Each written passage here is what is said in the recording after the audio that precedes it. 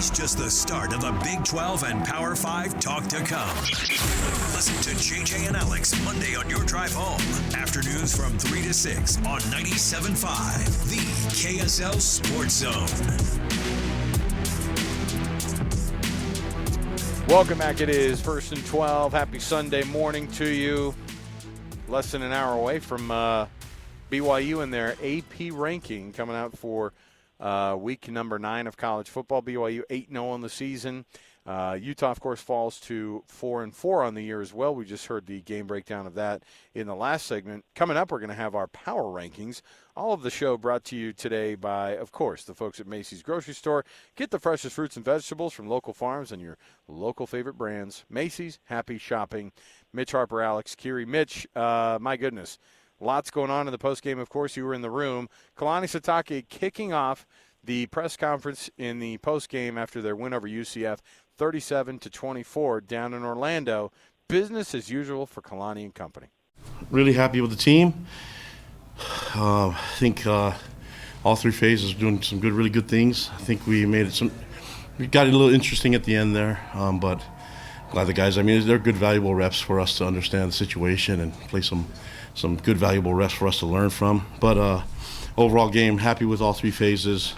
Like to see us take care of the football a little bit better. I think we really lucked out when LJ fumbled and he was able to get the ball back. I don't know how he did it. I got to watch the film, but the turnovers matter, and I'm glad the defense was able to force a couple. But it's a tough team, man. We play assignment sound football. I think we can do some really good things on defense and special teams and offense. I like to be a little bit more efficient, but man, I can't be too picky when you get the win here and you're on the road, and we traveled time zones to get here. So really excited about the leadership on this team, the belief and the love that they have for each other. We're going to keep rolling. Really, really proud of the fans that showed up, and it was amazing to have all our fans here and see that much royal blue. It was so cool. And so I want to just tell the fans thank you so much for being there. And I know my in-laws were part of that, so that was a lot of fun. But good to be in Florida and to get this win and feel really good about the performance. Now looking forward to getting better and getting to the next one, but learning some lessons from this, and wish UCF a lot of the best. And in the future, they have some really good players. I can see what they have so many different guys that can use. So I know that Gus will get his guys rolling. But I thought. We knew that it was going to be tough, but I thought that it was going to take our best and be a little bit more disciplined. I don't know what the penalties were, but I know we gave up some offside stuff like that we shouldn't be doing, false start and all that. So we'll clean it up and get ready for the next one. But really excited that we got this win. So what questions do you guys have for me? Coach, you had a big-time drive at the end of the first half. It seemed like momentum was kind of shifting towards UCF. They would have had the ball at half and had a chance to make it a tie game. But instead, you guys go down the field, score a touchdown, make it 24-10. Just talk about that possession. Yeah, I can't remember. Do you remember how much time we had going into that last drive? Maybe so just right about a minute.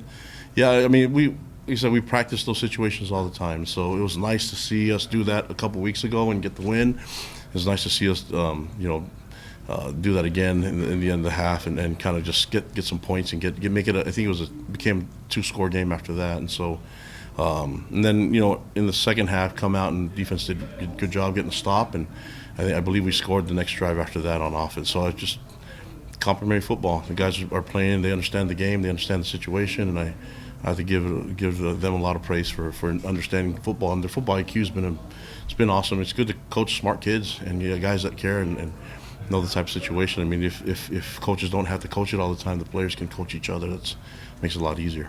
How critical was the start of the game, getting that touchdown, and UCF offs the punt and that first defensive series? Yeah, I think anytime you can start like that, that's good for us, and I think we started on offense first quite a bit the last 3 weeks or so, the last 3 games. And we would have scored on every drive except for I decided to go on 4th down on one of them instead of going to kick the field goal. But I like the momentum. I like the rhythm that the offense is getting into. And I know that we can go fast if we need to, and I know that we can huddle. We wanted to be efficient and make sure that we play efficient football on offense and possess the ball a little bit and just kind of grind it out a little bit. We knew it was going to be a physical game. We wanted to embrace it. So I'm just glad the way the guys responded the right way. Kalani, how much did you leverage the fact that UCF was favored to win this game with your guys?